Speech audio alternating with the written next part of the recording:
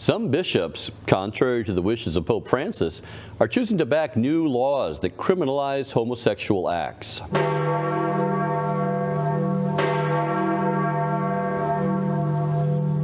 Join us with the latest from the Eternal City, Church Militant's Rome correspondent, Dr. Jules Gomes. Jules, Pope Francis made quite clear he does not want countries to criminalize what he calls homosexuality, a little ambivalence there. But some bishops aren't following him on this. And who are these bishops? Brad, in direct defiance of Pope Francis's wishes, on Monday, the Catholic Bishops' Conference of Ghana issued a 5-page statement explicitly and categorically stating that they were supporting, backing, and endorsing their parliament's legislation, the legislation that is now being debated in Parliament. Actually, it's been debated for the last 2 years, but they were backing it to the hilt. And they said that in no uncertain terms in this 5-page document. Well, that's quite a deal, Jules, because we know there's some backstory here. But before we get into that backstory, that 5-page document on homosexuality from the Ghanaian Bishops' Conference, what are they actually saying in this document? Brad, this is almost a mini theological and biblical treatise. The document, the first half of the document states that all Christian teaching is based primarily on the Bible, and therefore we need to look to the Bible first to explore how and why homosexual acts are sinful. So the bishops begin with, the book of Leviticus. They talk about those 2 verses there, which condemn a man lying with a man and a woman lying with a woman. And the bishops say that this is a pagan abomination, looking at the Old Testament context and the Hebrew word toeva, a terrible word, abomination. They then switch to Genesis, the Sodom and Gomorrah narrative, and they explain how, while this is, of course, God's wrath on countries that display an inordinate amount of hostility to the stranger. Nevertheless, because these citizens of Sodom and Gomorrah are seeking to engage in homosexual acts with the foreigners, with the stranger, this, again, in no uncertain terms, is a condemnation of homosexuality. They then go to Romans chapter 1, Paul's epistle to the Romans, where Paul talks about how human beings have rejected God and turned to idols, and therefore God has given them up to the lust of their flesh, and men have exchanged the glory of God for idols, and therefore they exchange the natural act of sleeping with a woman, sleeping with a man instead, and women do likewise. They also go on to 1 Corinthians chapter 6, verse 9, using the Greek word there, arsenokoitai, and then 1 Timothy, the word sodomites used in Paul's vice lists, what New Testament scholars call a vice list. They note that Paul does not single out homosexuality as, I quote, especially perverted or monstrous, sin. And they're trying to say that, yes, it is terribly sinful, but then so we commit so many other sins. They go back to Genesis, which is, foundational for a discussion on homosexuality, and talk about God's creation purposes, his order in creation, one man, one woman, and explain how any rejection of this annuls God's design of complementarity and God's design to transmit life. Now, Brad, let me tell you, as a biblical scholar, I was thrilled reading their statement. They're not wearing biblical scholarship on their sleeve, but clearly they're anticipating arguments from the likes of Father James Martin and the ultra-liberals who say that, the Bible doesn't really condemn homosexuality and the text can be interpreted differently. So they're anticipating all these arguments and so very clearly refuting them in their statement. I guess they haven't read the New Jerusalem biblical commentary for the 21st century, Jules, because it kind of like takes all those hot spots and says, those really shouldn't be used to apply to homosexual acts.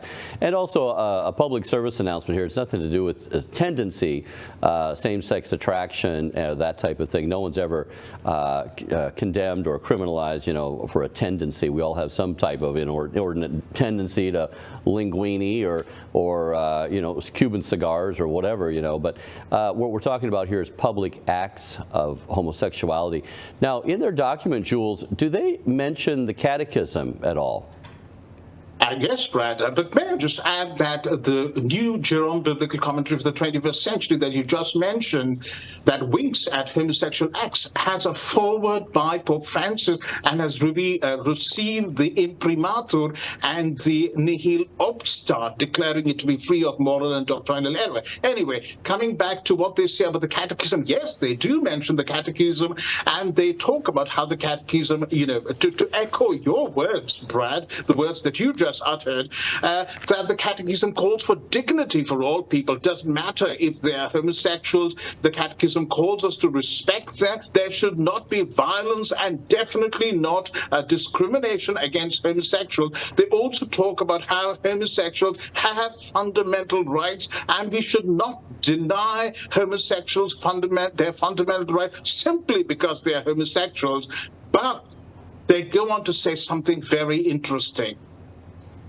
So how do they theologically support the criminalizing of homosexual acts, presumably committed in public? Well, I was hoping you'd ask me that question, Brad, because the very interesting bit that they go on to talk about is that homosexual marriage, they say, is not a fundamental right. So while we must give homosexuals their fundamental rights, the right to marry another man and adopt children is certainly not one of these fundamental rights. They are so articulate in what they say that I really like to quote them verbatim. This is what the Ghanaian bishop's statements say.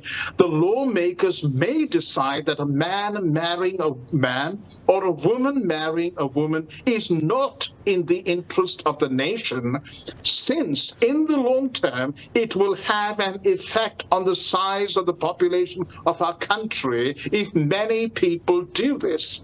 In such a case, the lawmakers will be within their rights to enact laws against that. In such cases, it will be right for the lawmakers to criminalize such homosexual actions by punitive measures. Thus, the bishops say, we can say that while it is not right to criminalize homosexuals just for being homosexuals, the state is within its right to criminalize the acts, and they italicize those two words, the acts of homosexuals in the interest of the nation. On page 4, Brad, they define what a crime is. They say, yes, of course, the state cannot criminalize what the church considers to be sin, but a crime is something, they say, that is socially harmful, and because it is socially harmful, the state has every right to impose punitive measures. Wow, they really don't leave any stones uncovered there. I mean, that's amazing that you would get from A to Z all of that together in a 5-page document without any ambiguities, without any lack of clarity. Really refreshing to have bishops speaking and presenting this entire situation in its totality there. Jules, this story has really taken a lot of twists and turns. In the past, reporting on Rome Dispatch, we saw bishops from Ghana supporting this anti-LGBT legislation. Last week, even, it seemed like they had changed their mind under pressure from the Vatican. Now it seems they are nailing their true colors to the mast. What's the reason for their turnaround and display of clarity? Well, Brad, remember in 2021, I wrote a story on how the bishops were backing this legislation. Then, 7 days ago, you and I did the Rome Dispatch on how they seem to have changed their mind. And it looks like Archbishop Matthew Gyamfi, who is the president of the Ghanaian Bishops' Conference, was kind of getting a bit weak at the knees because he was coming under pressure from the Vatican, and particularly from Cardinal Turkson, who is Chancellor of the Pontifical Academy for Social Sciences and the Sciences. And Turkson, we played the clip, did an interview on the BBC's Hard Talk, where he very categorically echoed the words of Pope Francis and said, no, it is immoral to criminalize homosexual acts. Turkson also went on to say how Pope Francis had himself green-lighted the blessings of homosexuals, etc. So we were wondering what is happening. Have the Ghanaian bishops changed their mind? But it seems like there's been quite an outcry from the Ghanaian laity and also pressure from Ghana's parliament. 95% of Ghana's parliament is Christian, Catholic, Anglican, Methodist, Pentecostal. And so they would definitely have raised their voices and told the bishops in no uncertain terms to support this bill. So now we get this very clear-cut message from the bishops. So this does mean then that they are explicitly rejecting the so-called wisdom of Cardinal Peter Turkson. Oh, absolutely. And also the wisdom of the Holy Father. So now Pope Francis has been very emphatic on decriminalizing this term homosexuality, and then it gets fuzzy whether it's same-sex attraction, whether it's the public acts. He seems to always leave room for doubt on what exactly he means there. Can you recap his position for us? Well, he's restated his position a number of times, and most recently on his trip in February this year to the Democratic Republic of Congo and to South Sudan with the Anglican Archbishop Justin Welby, who is also very vocal on the decriminalization of homosexuality.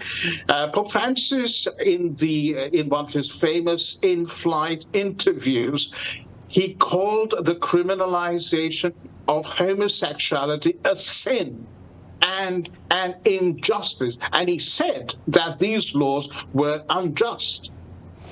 Okay, well, why do you think the Ghanaian bishops have come down on the side of their country's parliament so unambiguously now? It seems like this has been going on for about 2 years.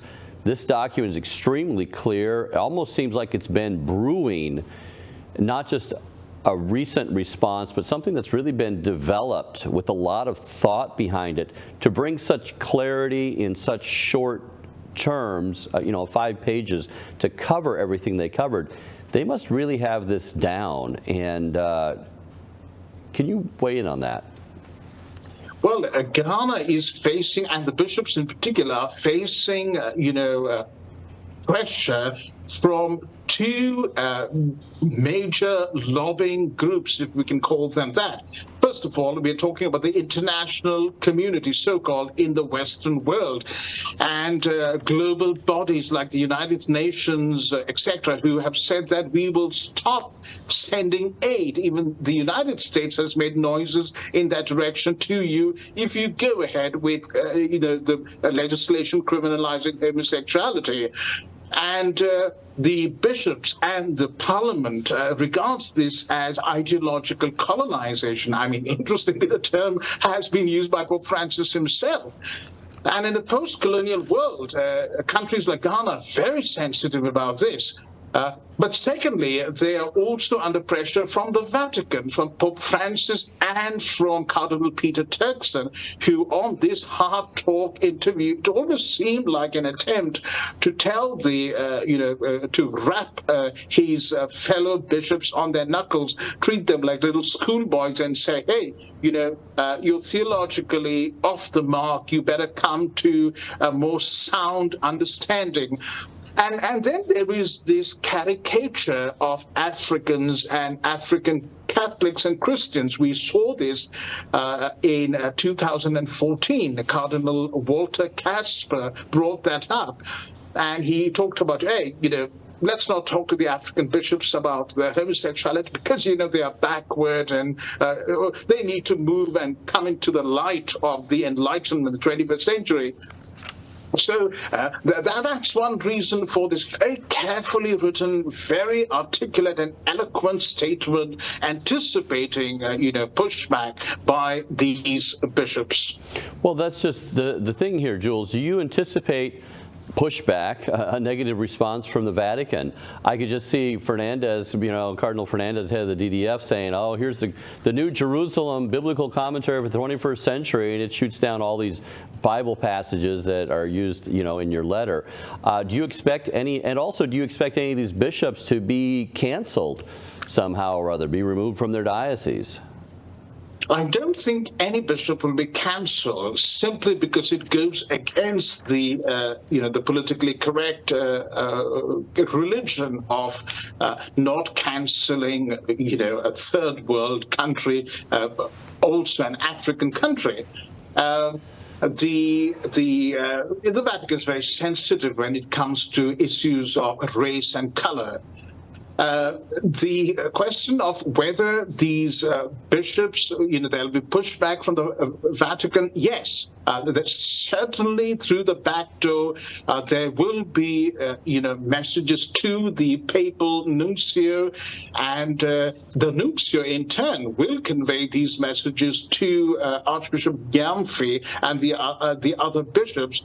But I suspect now that they have so categorically nailed their colors to the mast, they are not going to change their mind on this issue. Moreover, they are united with their parliament. And again, let me reiterate, Ghana, I have many friends from Ghana, and they are proud of the fact that Ghana is a strongly Christian country. You may be anticipating that pushback is why they detailed their reasons so clearly and so precisely. And of course, you can't criminalize same-sex attraction, but a country can and has criminalized the public expression of homosexual acts or propaganda pushing homosexuality, as it tends to denigrate the moral fabric underlying a virtuous society. Kind of like certain laws criminalizing prostitution or outlawing the public sale of contraceptives. If Pope says you can't criminalize homosexuality, meaning a same-sex attraction, well, of course not. But if he makes a prudential judgment to tell countries not to criminalize the public expression or promotion of homosexuality, well, that's something not really covered under Christ's infallibility clause when he established the Patrine office. We don't necessarily have to command our intellect to think that such a papal choice is absolutely for the greater good of a particular society. It seems like the bishops in Ghana have made their own prudential judgment on that matter. Jules, thank you so much for getting us up to speed on this story and laying it out in its wider implications. Thank you, Brad. Thanks again for watching today's episode of Rome Dispatch. This show is brought to you by donors like Real Estate for Life.